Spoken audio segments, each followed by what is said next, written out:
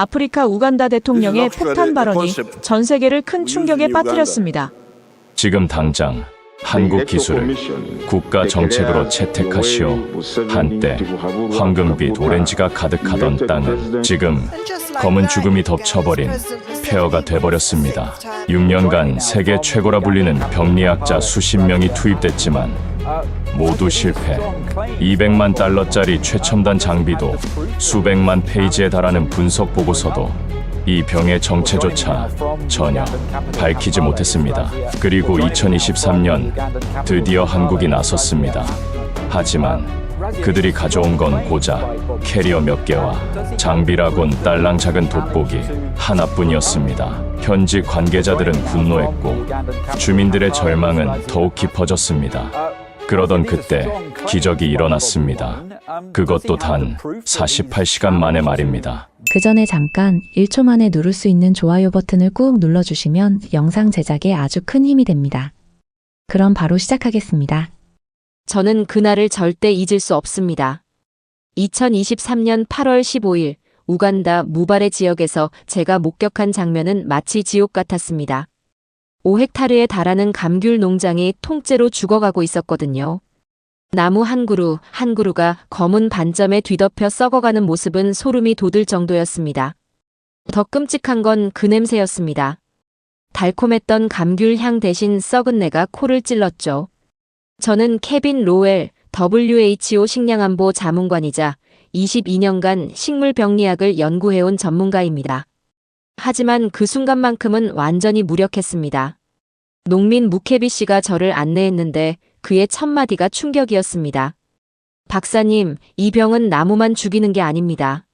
사람도 죽이고 있어요. 무슨 말인지 이해할 수 없었습니다. 그런데 무케비 씨가 보여준 건 더욱 충격적이었습니다. 마을 사람들이 하나둘 떠나고 있었거든요. 지난 6개월 동안 우리 마을 인구가 40%나 줄었습니다. 무케비 씨의 목소리가 떨렸습니다. 젊은 사람들은 다 도시로 떠났고 남은 건 우리 같은 늙은이들 뿐입니다. 더 충격적인 사실은 따로 있었습니다. 이 병이 단순히 감귤만 공격하는 게 아니라는 거였죠. 망고, 아보카도, 심지어 바나나까지 번지고 있었거든요. 정부 발표로는 우간다 과일 생산량이 작년 한 해에만 50% 이상 급감했다고 했습니다. 박사님, 정말 이상한 건 이겁니다. 무케비 씨가 저를 한 나무 앞으로 데려갔습니다. 이 나무들, 밤에 이상한 소리를 내요. 처음엔 헛소리라고 생각했습니다. 하지만 다른 농민들도 같은 말을 했습니다. 바스락거리는 소리가 나요. 바람도 없는데. 마치 나무가 아파서 신음하는 것 같아요. 제가 직접 현미경으로 관찰해봤는데 정말 기괴했습니다. 잎사귀의 세포가 마치 폭발한 것처럼 터져 있었거든요.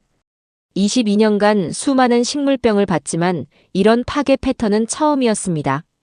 그런데 더 무서운 건 시간이었습니다. 이 병의 진행 속도가 상상을 초월했거든요. 건강했던 나무가 단 3일 만에 완전히 말라 죽는 겁니다. 보통 식물병은 몇 주에서 몇 달에 걸쳐 진행되는데 이건 정말 비정상적이었죠. 우간다 농업부 장관 빈센트 키미로 씨와의 면담은 더욱 절망적이었습니다. 로웰 박사님, 솔직히 말하면 우리는 이미 포기 상태입니다. 장관의 얼굴은 완전히 지쳐 있었습니다. 지금까지 온 전문가가 몇 명인지 아세요? 장관이 파일을 뒤적였습니다.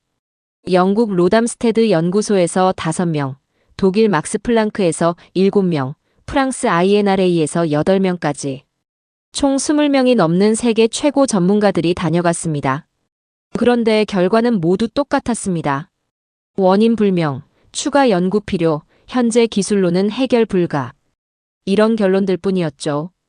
장관이 저에게 보여준 보고서 더미는 정말 두꺼웠습니다. 하지만 그 두꺼운 보고서들 속에 해답은 하나도 없었습니다.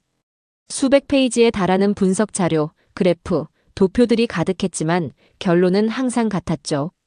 해결책 없음. 박사님, 이제 정말 마지막 기회입니다. 장관의 목소리에는 절망이 가득했습니다. 이번에도 실패하면 우리는 감귤 농업을 완전히 포기해야 할지도 모릅니다.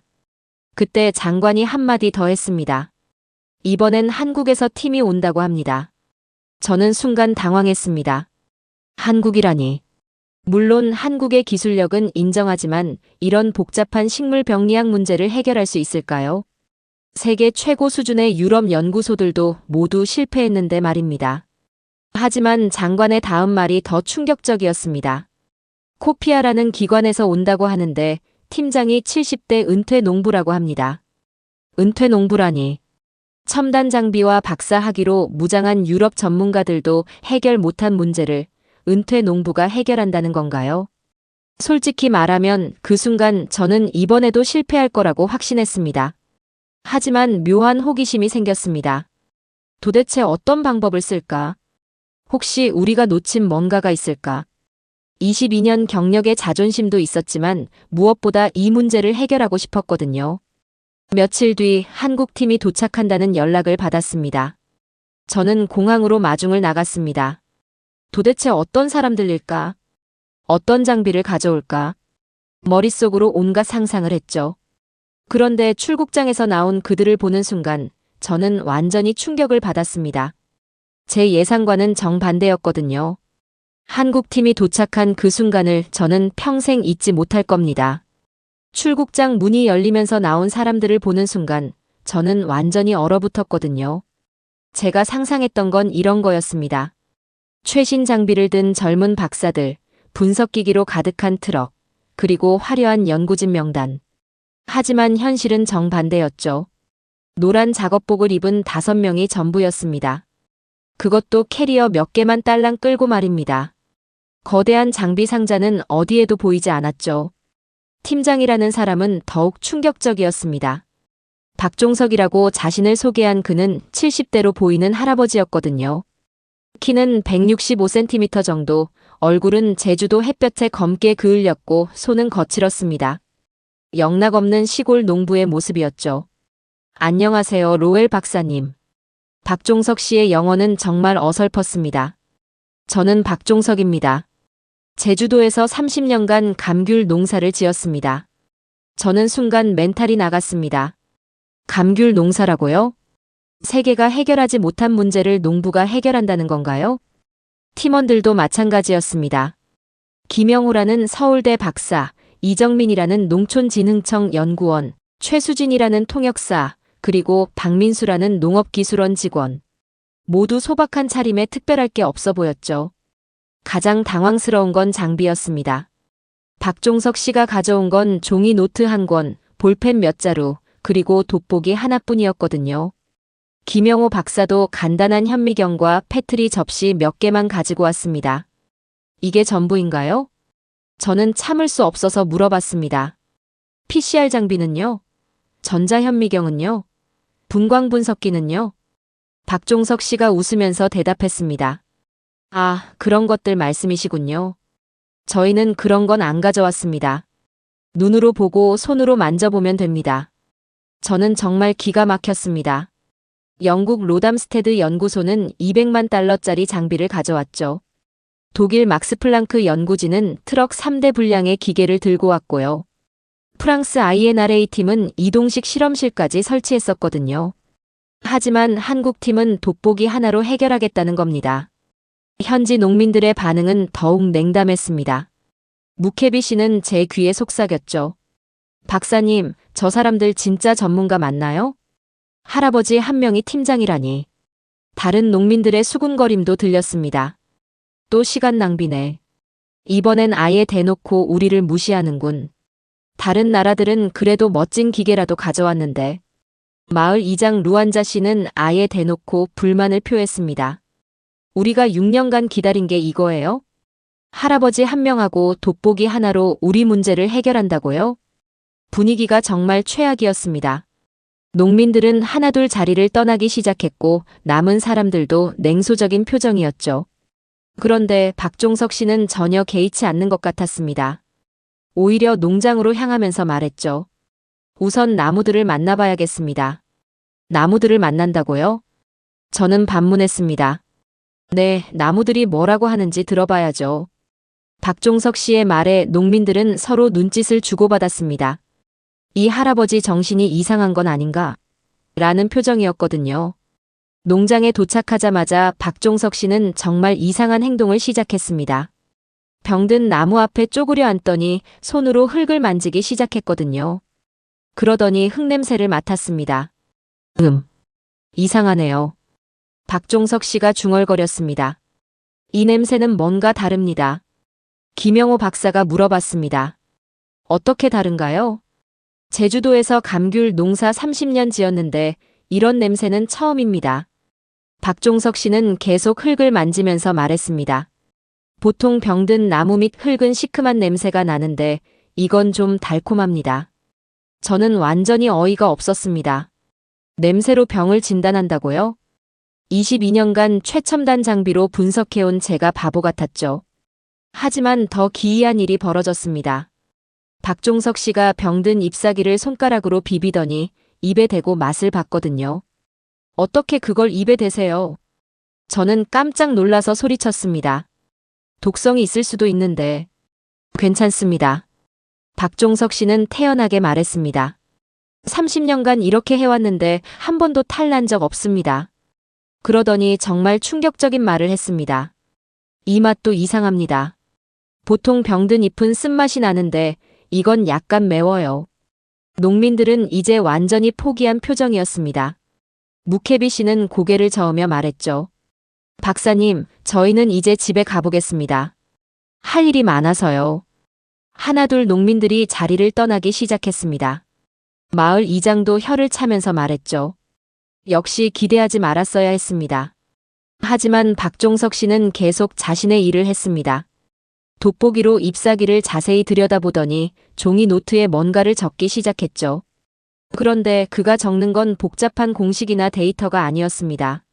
아침 8시 동쪽 나무 잎 끝이 말림. 오후 2시 서쪽 나무 줄기에서 진물. 저녁 6시 북쪽 나무 뿌리 주변 흰 곰팡이. 마치 농사일지 같은 기록이었죠. 김영호 박사가 조심스럽게 물어봤습니다. 박 선생님, 혹시 어떤 방향으로 접근하실 건가요? 박종석 씨는 고개를 들더니 말했습니다. 글쎄요, 아직은 나무들이 뭐라고 하는지 들어보고 있습니다. 내일부터 본격적으로 시작해보죠. 저는 정말 실망스러웠습니다. 첫날부터 이 정도면 앞으로 몇 주는 이런 식으로 시간만 보낼 것 같았거든요. 하지만 그날 밤 호텔에서 이상한 일이 있었습니다. 박종석 씨가 갑자기 제 방을 찾아왔거든요. 로엘 박사님, 하나만 여쭤보고 싶은 게 있습니다. 혹시 이 병이 언제부터 시작됐는지 정확히 아세요? 2015년부터라고 들었는데요. 그런데 정말로 2015년부터일까요? 박종석 씨의 눈빛이 갑자기 날카로워졌습니다. 제가 오늘 보니까 이건 훨씬 오래된 것 같은데요. 그 순간 저는 소름이 돋았습니다. 혹시 우리가 놓친 게 있는 건 아닐까요? 그날 밤 박종석 씨의 말이 계속 머릿속을 맴돌았습니다. 이건 훨씬 오래된 것 같은데요. 도대체 무슨 근거로 그런 말을 하는 걸까요? 잠을 이루지 못하고 뒤척이다가 새벽 5시에 일어나 농장으로 향했습니다. 농장에 도착해보니 놀라운 광경이 펼쳐졌습니다. 박종석 씨가 이미 와 있었거든요. 그것도 혼자서 나무 한 그루 한 그루를 돌아다니며 뭔가를 하고 있었습니다. 가까이 가보니 더욱 신기했습니다. 그는 각 나무마다 작은 편말을 꽂고 있었어요. A1, B7, C15 이런 식으로 번호를 매기고 있었습니다. 박 선생님, 벌써 나오셨네요. 제가 인사를 건네자 박종석 씨가 돌아봤습니다. 아, 로엘 박사님. 일찍 나오셨군요. 저 편말은 뭔가요?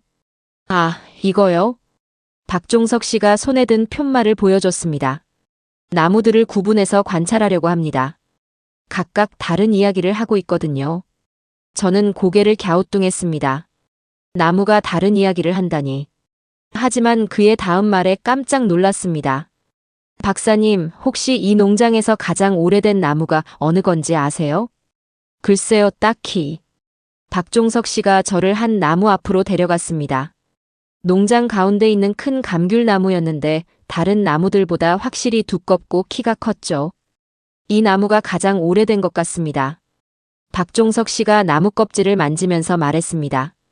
아마 20년은 넘었을 거예요. 그러더니 충격적인 관찰을 내놓았습니다. 그런데 이상한 건 이 나무의 병 증상이 다른 나무들과 다릅니다. 어떻게 다른가요? 다른 나무들은 잎끝부터 검게 변하는데 이 나무는 줄기 쪽부터 시작됩니다. 박종석 씨가 돋보기로 나무를 자세히 관찰했습니다. 그리고 이 검은 반점의 패턴도 다르고요. 저는 즉시 현미경을 가져와 확인해 봤습니다. 정말로 그의 말이 맞았습니다. 오래된 나무의 병변 패턴이 젊은 나무들과 달랐어요. 이건 정말 이상하네요. 저도 인정할 수밖에 없었습니다. 22년간 수많은 식물병을 봤지만 같은 병이 나무 연령에 따라 다른 패턴을 보이는 경우는 거의 없었거든요. 그때 농민 무케비 씨가 농장에 나타났습니다. 벌써 오셨네요. 어제 다들 가버렸는데. 박종석 씨가 무케비 씨에게 물어봤습니다. 혹시 이 농장에서 병이 처음 나타난 곳이 어디인지 기억하세요? 무케비 씨가 고개를 끄덕였습니다. 네, 저기 저 오래된 나무에서 처음 시작됐어요. 2015년 여름이었는데. 그럼 그 나무부터 다른 나무로 번진 건가요? 아니요, 그게 이상해요. 무케비 씨의 표정이 당황스러워졌습니다. 처음엔 저 나무에만 있었는데 갑자기 농장 반대편 젊은 나무들부터 죽기 시작했거든요. 박종석 씨와 제가 동시에 놀란 표정을 지었습니다. 보통 식물병은 발생 지점에서 주변으로 차례로 번지는 게 일반적인데 이건 완전히 다른 패턴이었어요. 혹시 그때 다른 특별한 일이 있었나요? 박종석 씨가 세심하게 물어봤습니다. 새로운 비료를 쓴다거나 농약을 바꾼다거나. 무케비 씨가 잠시 생각하더니 대답했습니다. 그때 정부에서 새로운 감귤 품종을 보급했어요. 수확량이 2배 늘어난다고 해서 젊은 나무들을 많이 심었죠. 새로운 품종이요? 저는 즉시 관심이 생겼습니다. 어디서 가져온 건가요? 유럽에서 가져온 개량 품종이라고 했어요. 무케비 씨가 말했습니다. 확실히 처음엔 열매가 많이 열렸는데 얼마 안 있어 죽기 시작했어요. 박종석 씨와 저는 서로를 바라봤습니다. 뭔가 중요한 단서를 찾은 것 같았어요.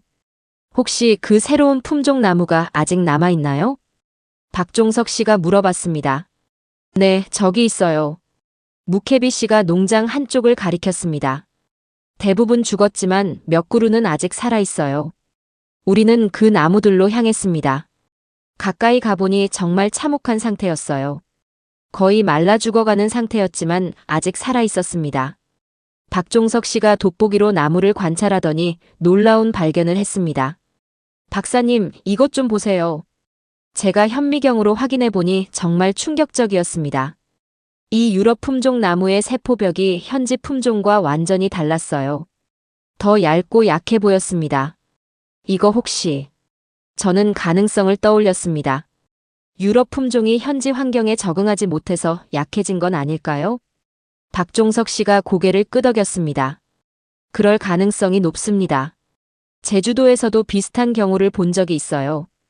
그때 김영호 박사가 농장에 도착했습니다. 박 선생님, 벌써 시작하셨네요. 박종석 씨가 지금까지의 발견을 김 박사에게 설명했습니다. 김 박사도 놀라는 표정이었어요. 그럼 이 병의 원인이 유럽 품종과 관련이 있다는 말씀인가요? 아직 확실하지는 않지만 가능성이 있어 보입니다. 박종석 씨가 신중하게 대답했습니다. 하지만 더 조사해봐야겠어요. 그때 다른 농민들이 하나둘 농장에 나타나기 시작했습니다. 어제와 달리 이번엔 조금 더 관심 있는 표정이었어요. 마을 이장 루안자 씨도 왔습니다. 어제와 다르게 뭔가 하고 계시네요. 박종석 씨가 웃으며 대답했습니다. 네, 나무들이 조금씩 이야기를 들려주고 있어요. 정말 뭔가 발견하신 건가요? 농민 중 한 명이 반신반의하며 물어봤습니다. 아직 확실하진 않지만 몇 가지 흥미로운 점들을 찾았습니다.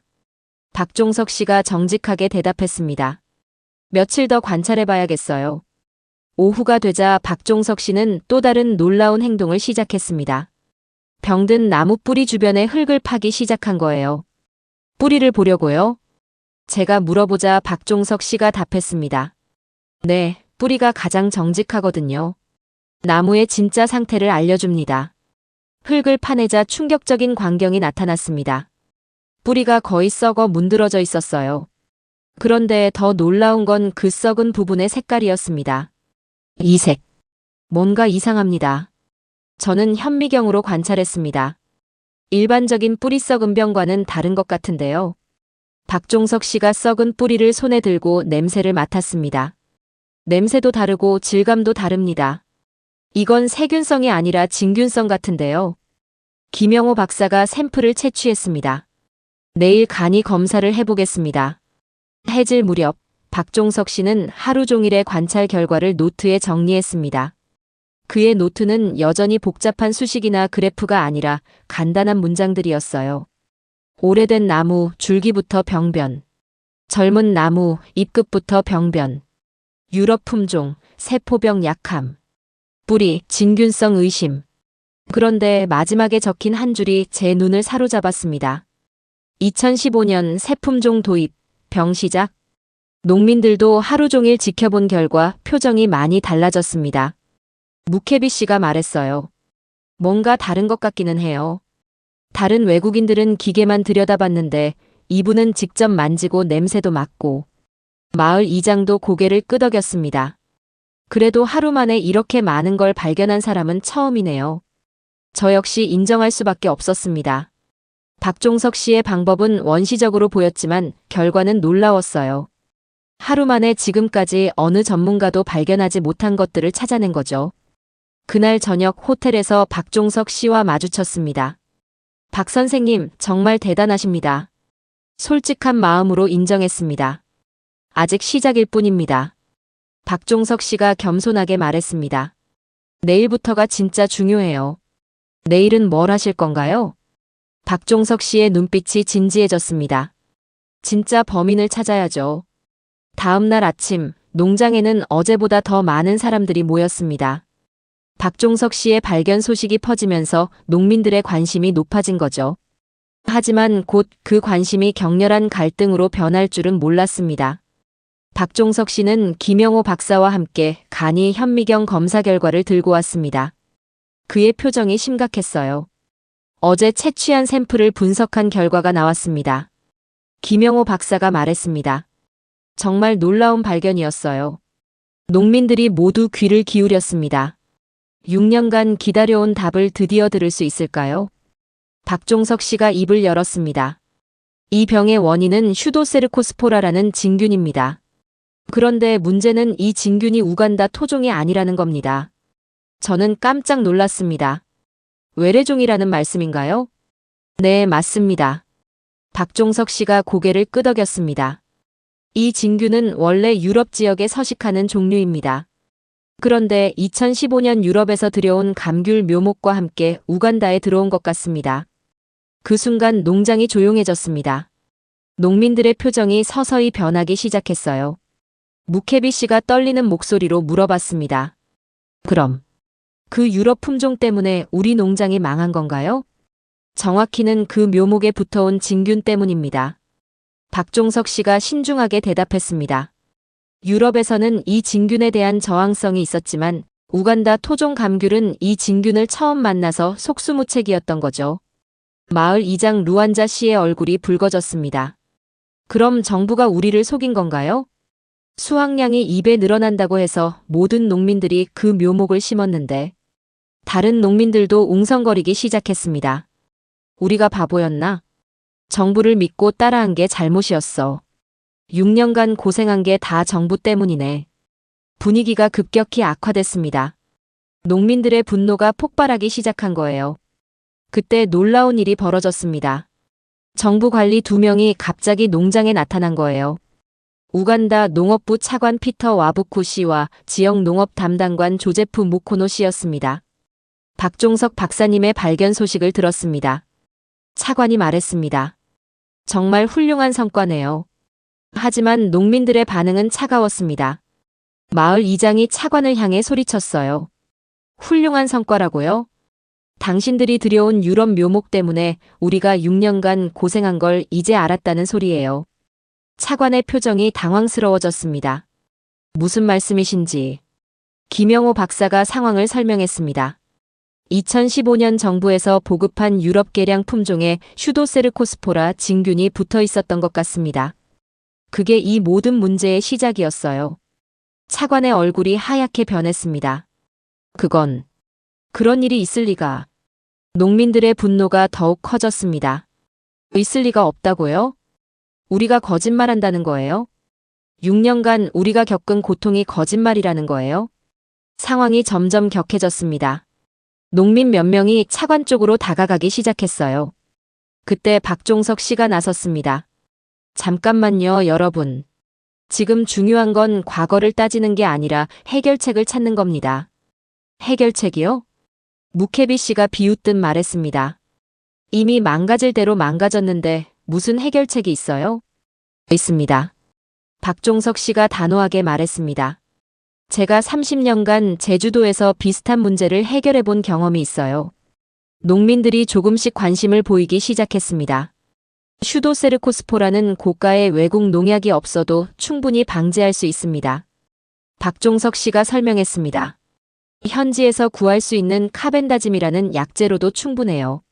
지역 농업 담당관 무코노 씨가 의아한 표정을 지었습니다. 카벤다짐이요? 그건 너무 오래된 약재 아닌가요? 오래됐다고 해서 효과가 없는 건 아닙니다. 박종석 씨가 답했습니다. 오히려 이런 토종 진균에는 카벤다짐이 더 효과적일 수 있어요. 하지만 차관이 고개를 저었습니다. 죄송하지만 정부 정책은 그렇게 간단히 바뀔 수 없습니다. 우리는 이미 유럽의 최신 방제 시스템에 막대한 예산을 투입했어요. 농민들이 다시 들끓기 시작했습니다. 또 유럽이에요? 유럽 때문에 망했는데 또 유럽 거 쓰자고요? 박종석 씨가 차관에게 말했습니다. 차관님, 시범적으로라도 제 방법을 시도해 볼 수 있지 않을까요? 만약 효과가 없으면 그때 다른 방법을 쓰셔도 됩니다. 차관이 난색을 표했습니다. 문제는 예산입니다. 이미 유럽 시스템에 투입한 돈이 있는데 또 다른 방법에 예산을 쓸 수는 없어요. 그 말에 농민들이 완전히 폭발했습니다. 예산이 문제라고요? 우리 생계는 문제가 아니고요? 6년간 굶으면서 기다린 농민들은 안중에도 없다는 거예요? 마을 이장이 소리쳤습니다. 우리는 정부 실험용 쥐가 아니에요. 그만 정부 말만 믿고 따라하겠어요. 농민들이 하나둘 자리를 떠나기 시작했습니다. 한국 사람들은 좋지만 정부는 믿을 수 없어. 우리끼리라도 박종석 선생님 방법을 시도해보자. 차관이 당황했습니다. 농민 여러분, 잠깐만요. 무허가로 농약을 사용하면 법적 문제가. 하지만 아무도 듣지 않았습니다. 농민들은 이미 정부에 대한 신뢰를 완전히 잃었어요. 그날 오후 호텔에서 박종석 씨와 차관이 만났습니다. 저도 함께 참석했어요. 박 박사님, 정말 죄송합니다. 차관이 머리를 숙였습니다. 농민들을 이렇게 만든 건 저희 정부의 책임이에요. 박종석 씨가 말했습니다. 지금이라도 늦지 않았습니다. 농민들에게 선택권을 주세요. 유럽 시스템을 원하는 농민은 그걸 쓰고 제 방법을 원하는 농민은 그걸 쓸 수 있게 해주세요. 차관이 고민하는 표정이었습니다. 하지만 두 가지 시스템을 동시에 지원하기에는 예산 걱정은 하지 마세요. 박종석 씨가 웃으며 말했습니다. 제 방법은 돈이 거의 안 들어요. 현지 약재에 약간의 물 관리 시스템만 추가하면 됩니다. 그 순간 저는 깨달았습니다. 박종석 씨의 진짜 목적이 뭔지 말이죠. 그는 단순히 병을 치료하려는 게 아니라 농민들이 스스로 문제를 해결할 수 있게 만들려는 거였어요. 하지만 농민들이 이미 정부를 불신하는데 차관이 걱정했습니다. 그건 제가 해결해 보겠습니다. 박종석 씨가 자신 있게 말했습니다. 내일부터 직접 농민들과 함께 작업하면서 방법을 가르쳐 드릴게요. 그날 밤 저는 박종석 씨에게 물어봤습니다. 정말 현지 약재로 해결이 될까요? 박종석 씨가 고개를 끄덕였습니다. 물론입니다. 하지만 더 중요한 건 농민들이 스스로 할 수 있다는 자신감을 되찾는 거예요. 그게 진짜 치료법입니다. 다음 날 아침, 농장에는 놀라운 광경이 펼쳐졌습니다. 농민들이 자발적으로 모여서 박종석 씨를 기다리고 있었어요. 어제의 분노가 오히려 행동력으로 바뀐 거죠. 무케비 씨가 박종석 씨에게 말했습니다. 선생님, 우리가 정부 허락 없이라도 선생님 방법을 시도해보고 싶어요. 더 이상 기다릴 수 없어요. 박종석 씨가 웃으며 답했습니다. 좋습니다. 하지만 우선 작은 구역부터 시작해 봅시다. 성공하면 점점 넓혀가는 거죠. 그는 농장의 한 모퉁이, 약 1헥타르 정도의 구역을 선택했습니다. 그곳에는 반쯤 죽어가는 감귤나무 20그루 정도가 있었어요. 여기서 시작하겠습니다. 박종석 씨가 말했습니다. 만약 이 나무들이 살아난다면 다른 구역도 할 수 있을 거예요. 첫 번째 작업은 토양 개선이었습니다. 박종석 씨는 농민들과 함께 나무 주변의 흙을 파기 시작했어요. 슈도세르코스포라는 습한 환경을 좋아합니다. 박종석 씨가 설명했습니다. 그래서 배수를 잘 시켜야 해요. 농민들이 삽을 들고 배수로를 만들기 시작했습니다. 단순한 작업이었지만 뭔가 희망이 보이기 시작했어요. 두 번째는 카벤다짐 살포였습니다. 박종석 씨는 현지에서 구할 수 있는 가장 저렴한 카벤다짐을 구입했어요. 1kg에 5달러밖에 안 했습니다. 이걸로 충분합니다. 박종석 씨가 말했습니다. 비싼 약이 항상 좋은 건 아니에요. 농민들이 반신반의하는 표정이었어요. 6년간 수입 농약만 써왔는데 갑자기 현지 약재라니. 하지만 박종석 씨의 다음 작업이 농민들을 놀라게 했습니다. 그는 나무마다 작은 물통을 설치하기 시작한 거예요. 이건 뭐 하는 건가요? 농민 중 한 명이 물어봤습니다. 점적 관수 시스템입니다. 박종석 씨가 설명했습니다. 물을 조금씩 꾸준히 주는 거예요. 진규는 갑작스러운 습도 변화를 싫어하거든요. 김영호 박사가 감탄했습니다. 정말 간단하면서도 효과적인 방법이네요. 하지만 가장 놀라운 건 박종석 씨의 세 번째 방법이었습니다. 그는 현지에서 자라는 야생식물들을 농장 곳곳에 심기 시작했어요. 이 식물들은 뭔가요? 제가 물어봤습니다. 현지에서 자라는 항진균 식물들입니다. 박종석 씨가 답했습니다. 이들이 자연스럽게 진균의 확산을 막아줄 거예요. 농민들이 서로 눈짓을 주고받았습니다. 우리가 잡초라고 생각했던 게 약이 될 줄이야. 일주일이 지나자 놀라운 변화가 나타났습니다. 시범구역의 나무들에서 새순이 돋기 시작한 거예요. 무케비 씨가 흥분해서 말했습니다. 정말 효과가 있어요. 이 나무는 완전히 죽은 줄 알았는데. 다른 농민들도 몰려들었습니다. 모두들 믿기 어렵다는 표정이었어요. 박종석 씨가 현미경으로 잎사귀를 관찰하더니 말했습니다. 슈도세르코스포라 균의 활동이 현저히 줄었습니다. 이 방법이 효과가 있는 것 같아요. 김영호 박사도 확인했습니다. 정말 놀라운 결과네요. 일주일 만에 이런 변화가 나타나다니. 소문이 빠르게 퍼졌습니다. 다른 농장의 농민들도 찾아오기 시작했어요. 정말 현지 약재로 치료가 되나요? 우리 농장에도 가르쳐 주세요.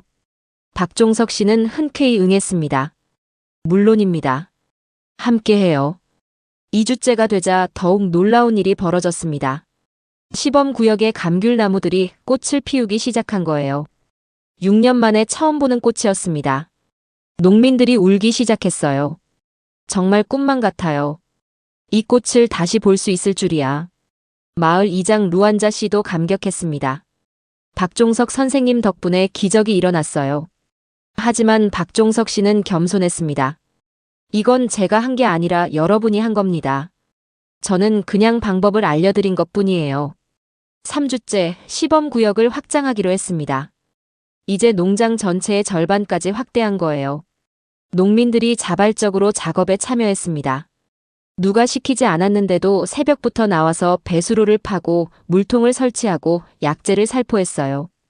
이렇게 열심히 일하는 농민들을 오랜만에 봅니다. 지역 농업 담당관 무코노 씨가 감탄했습니다. 그때 우간다 농업부 차관 피터 와부쿠 씨가 다시 농장을 찾았습니다. 이번엔 여러 정부 관계자들과 함께였어요. 박 박사님, 정말 대단한 성과를 거두셨네요. 차관이 말했습니다. 정부에서도 이 방법을 공식적으로 지원하고 싶습니다. 하지만 농민들의 반응은 여전히 차가웠습니다. 무케비 씨가 말했어요. 지원은 고맙지만 우리는 이미 스스로 할 수 있다는 걸 배웠어요. 박종석 씨가 중재했습니다. 정부의 지원도 받고 농민들의 자립성도 유지할 수 있는 방법이 있을 거예요. 그는 차관에게 제안했습니다. 정부에서는 카벤다짐과 기본 장비만 지원해 주세요. 나머지는 농민들이 직접 하게 하고요. 그렇게 하면 농민들의 자부심도 살리고 정부 예산도 절약할 수 있겠네요. 차관이 고개를 끄덕였습니다.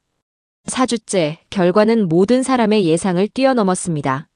시범구역의 감귤나무들이 열매를 맺기 시작한 거예요. 작고 푸른 감귤들이 주렁주렁 달렸습니다. 농민들이 환호했습니다. 6년 만에 처음 보는 열매예요. 정말 살았어요. 김영호 박사가 분석한 결과도 놀라웠습니다. 슈도세르코스포라 균의 활동이 95% 이상 억제됐습니다. 거의 완치 수준이에요. 저 역시 믿기 어려웠습니다. 22년 경력의 식물병리학자로서 이런 빠른 회복은 처음 봤거든요.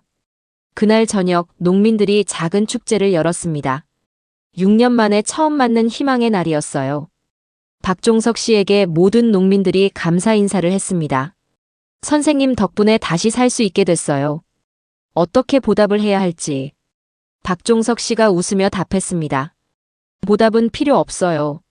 앞으로 여러분이 스스로 농장을 지켜나가는 게 최고의 보답이에요. 그 순간 저는 깨달았습니다. 박종석 씨가 가져온 건 단순한 치료법이 아니었어요. 농민들에게 자신감과 희망을 되돌려준 거였습니다. 하지만 이 기쁨도 잠시였습니다. 다음 날 예상치 못한 위기가 찾아왔거든요. 그날은 우간다 우기가 시작되는 날이었습니다. 갑작스럽게 내린 폭우가 모든 것을 바꿔놓았어요. 새벽 5시 급하게 울리는 전화벨에 잠이 깼습니다. 무케비 씨의 다급한 목소리였어요. 박사님, 큰일 났어요. 농장으로 빨리 와주세요. 서둘러 농장으로 향했는데 도착해보니 참담한 광경이 펼쳐져 있었습니다. 밤새 내린 폭우로 농장이 물바다가 됐어요. 박종석 씨가 설치한 배수로는 완전히 무너졌고 점적 관수 시스템의 물통들은 떠내려갔습니다. 더 심각한 건 나무들이었어요. 며칠 전까지 새순을 틀던 나무들이 다시 시들기 시작했거든요. 이럴 수가. 김영호 박사가 절망적인 표정으로 말했습니다. 습도가 급격히 올라가면서 진균이 다시 활성화된 것 같아요. 농민들의 얼굴에는 다시 절망이 서렸습니다. 무케비 씨가 한숨을 쉬며 말했어요. 역시 우리한테는 기적 같은 일이 일어날 수 없나 봐요. 더 큰 문제가 생겼습니다. 다른 농장에서도 비슷한 피해 소식이 들려온 거예요. 박종석 씨의 방법을 따라했던 농장들이 모두 같은 상황이었습니다. 모든 농장이 다시 망가졌어요. 마을 이장 루안자 씨가 보고했습니다. 농민들이 완전히 포기하는 분위기예요.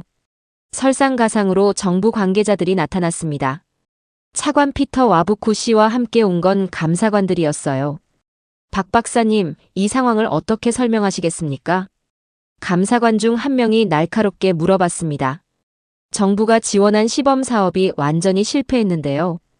박종석 씨의 표정이 굳어졌습니다. 하지만 그는 침착하게 답했어요. 아직 포기할 때가 아닙니다. 우기에 대한 대비가 부족했을 뿐이에요. 부족했다고요? 감사관이 비웃듯 말했습니다. 농민들은 다시 절망에 빠졌고 예산은 낭비됐고 시간만 허비했는데요. 그 순간 언론까지 나타났습니다. 우간다 국영방송 기자가 카메라를 들고 농장에 들어왔어요. 한국의 농업 전문가가 도입한 감귤병 치료법이 폭우로 인해 완전히 실패했다는 소식입니다. 기자가 카메라를 향해 말했습니다. 6년간 고통받던 농민들에게 희망을 줬던 이 방법이 결국 물거품이 됐습니다. 농민들이 하나둘 자리를 떠나기 시작했어요. 역시 안 되는구나. 처음부터 기대하지 말았어야 했어. 가장 충격적인 건 무케비 씨의 반응이었습니다. 그가 박종석 씨에게 말했어요. 선생님 감사했지만 이제 그만해요. 우리는 이미 너무 많이 실망했어요. 박종석 씨가 절망적인 표정을 지었습니다. 처음으로 그의 눈에 당황스러운 빛이 보였어요. 무케비 씨, 조금만 더 기다려주세요. 박종석 씨가 간청했습니다. 방법이 있을 거예요. 하지만 무케비 씨는 고개를 저었습니다. 선생님도 결국 다른 외국인들과 똑같아요. 처음엔 희망을 주더니 결국엔 실망만 안겨주네요. 그 말에 박종석 씨가 크게 상처받은 표정을 지었습니다. 30년간 제주도에서 농사를 지으며 쌓은 자신감이 무너지는 순간이었어요. 정부 감사관이 냉정하게 말했습니다. 박 박사님, 이번 실패에 대한 책임을 지셔야겠습니다. 정부 예산을 낭비했고 농민들에게 거짓 희망을 줬어요. 거짓 희망이라니요. 김영호 박사가 분노했습니다. 분명히 효과가 있었잖아요. 4주간 잠깐 효과가 있었다고 해서 성공이라고 할 수 있나요? 감사관이 반박했습니다. 결국 실패한 거 아닙니까? 언론 보도는 더욱 가혹했습니다. 한국 농업기술, 우간다에서 참패. 6년 묵은 감귤병, 여전히 해결책 없어. 농민들 재차 절망에 빠져. 그날 저녁 호텔에서 박종석 씨를 만났을 때 그는 완전히 지쳐 있었습니다. 30년간 농사를 지으며 한 번도 보지 못한 모습이었어요. 로엘 박사님, 제가 너무 자만했나 봅니다. 박종석 씨가 중얼거렸습니다. 제주도 경험만 믿고 너무 쉽게 생각했어요. 아닙니다, 박 선생님. 저는 위로했습니다. 분명히 효과가 있었어요. 우기만 지나면. 하지만 농민들은 이미 저를 믿지 않아요. 박종석 씨가 한숨을 쉬었습니다. 무케비 씨 말이 맞아요. 저도 결국 거짓 희망만 준 외국인일 뿐이에요. 그 순간 박종석 씨의 휴대폰이 울렸습니다. 한국에서 온 전화였어요. 코피아 본부에서 철수 명령이 떨어진 거였습니다. 네, 알겠습니다. 박종석 씨가 전화를 끊었습니다. 내일 한국으로 돌아가라고 하네요. 저는 믿을 수 없었습니다. 벌써요? 조금만 더 시간을 주면. 본부에서는 이미 실패작으로 판단했어요. 박종석 씨가 쓴웃음을 지었습니다. 더 이상 예산을 투입할 수 없다고 하네요. 다음 날 아침 박종석 씨는 농장에 작별 인사를 하러 갔습니다. 하지만 거의 아무도 나오지 않았어요. 어제까지 함께 일했던 농민들이 모두 등을 돌린 거였습니다. 무케비 씨만 나와서 말했어요. 선생님, 그동안 고생하셨어요. 하지만 우리는 이제 포기했어요. 박종석 씨가 마지막으로 부탁했습니다. 무케비 씨, 혹시 우기가 끝나면 다시 시도해 볼 생각은 없으세요? 없어요. 무케비 씨가 단호하게 말했습니다. 더 이상 희망 고문은 받고 싶지 않아요. 공항으로 향하는 차 안에서 박종석 씨는 말이 없었습니다. 30년간 쌓은 자신감이 완전히 무너진 모습이었어요. 하지만 그때 예상치 못한 일이 벌어졌습니다. 공항에 도착하기 직전 박종석 씨의 휴대폰으로 무케비 씨에게 문자가 온 거예요. 박 선생님, 저 혼자라도 계속 해보겠어요. 박종석 씨의 눈이 반짝였습니다. 로엘 박사님, 혹시 비행기를 하루 미룰 수 있을까요? 저는 놀랐습니다. 정말요? 네, 아직 끝나지 않았어요. 박종석 씨의 목소리에 다시 힘이 돌아왔습니다. 무케비 씨가 믿어준다면 저도 다시 해볼 수 있어요. 그날 저녁, 우리는 다시 농장으로 향했습니다. 이번엔 정말 마지막 기회였어요. 농장에 도착했을 때 무케비 씨 혼자만 기다리고 있었습니다. 다른 농민들은 모두 포기했지만 그만은 아직 희망의 끈을 놓지 않고 있었어요. 선생님, 정말 다시 오셨네요. 무케비 씨의 눈에 눈물이 고였습니다. 사실 전 선생님이 안 오실 줄 알았어요. 박종석 씨가 그의 손을 잡았습니다. 무케비 씨가 믿어주시는데 어떻게 포기할 수 있겠어요. 하지만 상황은 여전히 절망적이었습니다. 폭우로 무너진 농장을 다시 복구하기에는 시간도 인력도 부족했어요. 더구나 정부 지원도 끊어진 상태였습니다. 어떻게 할까요? 무케비 씨가 막막한 표정으로 물어봤습니다. 저 혼자로는 도저히. 그때 박종석 씨가 놀라운 아이디어를 냈습니다. 무케비 씨, 우기를 이용해 봅시다. 우기를 이용한다고요? 네, 우기를 적으로 생각하지 말고 친구로 만들어 봅시다. 박종석 씨의 눈이 반짝였습니다. 제주도에서도 태풍을 이용해서 농사를 짓는 방법이 있거든요.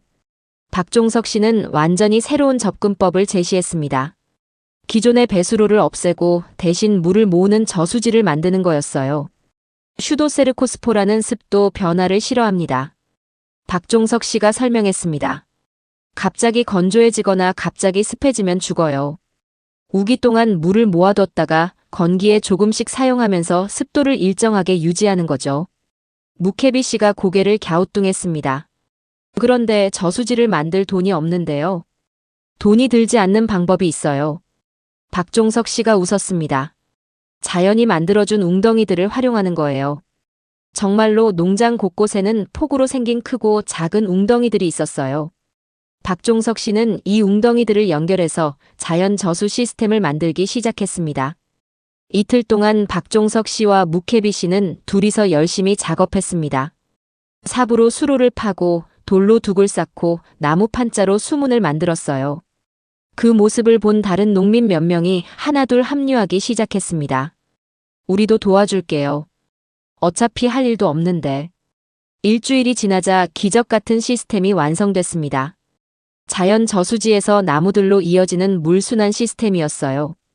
비가 오면 저수지에 물이 고이고 맑은 날에는 그 물이 조금씩 나무들에게 공급되는 거였습니다. 그리고 박종석 씨는 또 다른 비밀 무기를 꺼냈습니다. 현지에서 자라는 발효 미생물을 이용한 천연 농약이었어요. 이건 제주도 할머니들이 쓰던 방법이에요. 박종석 씨가 설명했습니다. 썩은 과일과 현지 식물을 발효시켜서 만든 천연 항진균제예요. 무케비 씨가 냄새를 맡아봤습니다. 정말 독특한 냄새네요.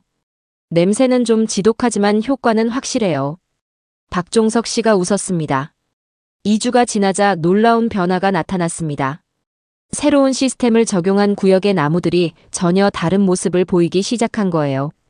우기 중인데도 불구하고 병 증상이 거의 사라진 겁니다. 김영호 박사가 분석한 결과는 더욱 놀라웠습니다. 슈도세르코스포라 균이 거의 검출되지 않아요. 습도가 높은데도 진균이 활동을 못하고 있어요. 소문이 퍼지면서 다른 농민들이 다시 찾아오기 시작했습니다. 정말 효과가 있나요? 이번에는 폭우가 와도 괜찮을까요? 박종석 씨가 자신있게 답했습니다. 이번엔 우기가 우리 편이에요. 3주째 정말 기적이 일어났습니다. 시범 구역의 감귤나무들이 우기 중인데도 불구하고 열매를 맺기 시작한 거예요. 6년간 우기만 되면 모든 것이 망가졌는데 이번엔 정반대였습니다. 농민들이 환호했습니다. 이번엔 정말 다르네요. 우기에도 열매가 열리다니. 더 놀라운 건 수확량이었습니다. 기존 방법보다 70% 이상 늘어난 거예요. 무케비 씨의 1헥타르 농장에서 35톤의 감귤을 수확했습니다. 병이 생기기 전보다도 더 많은 양이었어요. 이건 꿈이 아니죠?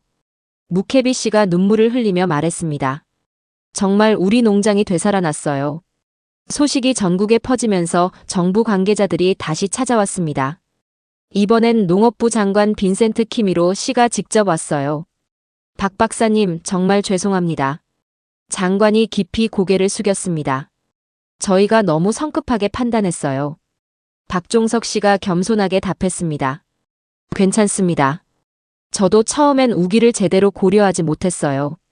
장관이 제안했습니다. 이 방법을 전국으로 확대하고 싶습니다. 정부에서 전폭적으로 지원하겠어요.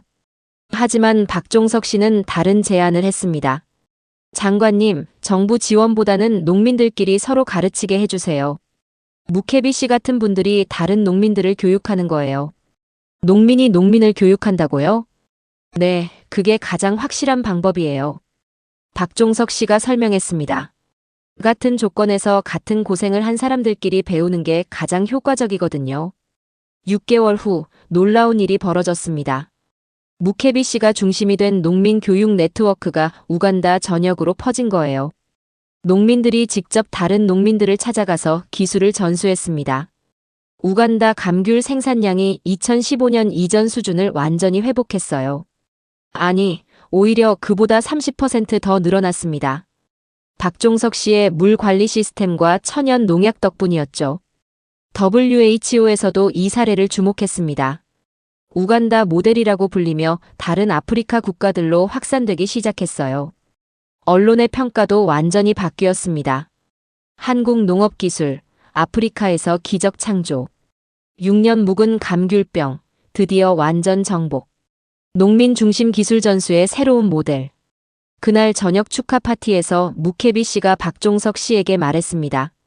선생님이 주신 건 농업기술이 아니에요. 우리에게 자신감을 되돌려 주신 거예요. 박종석 씨가 눈물을 글썽이며 답했습니다. 아닙니다. 저도 여러분께 배웠어요. 포기하지 않는 힘을 말이에요.